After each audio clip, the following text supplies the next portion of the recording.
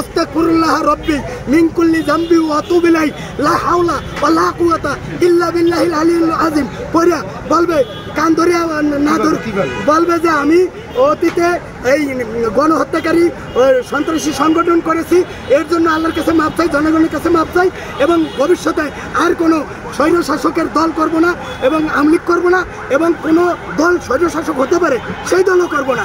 এই মর্মে আমি প্রতিজ্ঞা করিলাম, জাতির কাছে মাপ চাইলাম। এটা বলিলে সবাই ওই তওবাকারীকে মাফ করবে। এটি যদি আইবিও তওবা করে জেলে বসে তাকে মাফ করে দিয়ে জামিন দেওয়া উচিত। যদি কানে ধরে তওবা করে আইসির ক্ষতি করে তখন কি করবে ভাই? সেটা তওবার মধ্যে উল্লেখ থাকবে। যদি এই তওবা ভঙ্গ করি তাহলে আমার জন্য ফাঁসি, এটার জন্য উল্লেখ থাকে।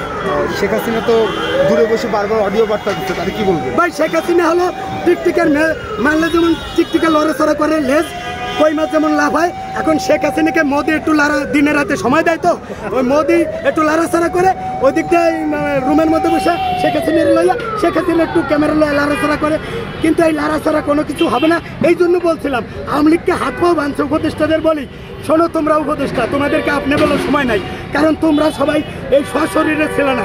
আমি বসিলা যুদ্ধ করছি 19 জুলাই, আমি র্যাবের সামনে গুলি খাইছি পায়ে, আমি 5 মেয়ের হেফাজতে ছিলাম।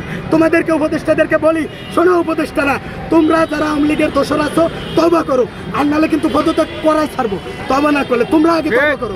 এরপরে তোমরা এই হাসিনা যে এই হাসিনার আওয়ামী লীগকে যেমন মুখে কষ্টের দিয়ে ডাকাতি করে, মুখে হাত পা বাঁধে, তোমরা আওয়ামী লীগকে বাঁধছো, কিন্তু কোরবানি আসতেছে সামনে, তোমরা গরু বাঁধতে যেমন জবাই না করলে কিন্তু গরু ছুটে যায়। তোমরা এই আওয়ামী লীগকে বাঁধছো ভালো কথা, অতি দ্রুত কোর্টের মাধ্যমে নির্বাচন আদেশ হোক, আওয়ামী লীগকে পরিপূর্ণ নিষিদ্ধ করতে হবে, না হলে এই উপদেষ্টা পরিষদ মাইয়া ধরে ভাগাই দেবো। নারায়ে তাকবীর, ইনকিলাব জিন্দাবাদ।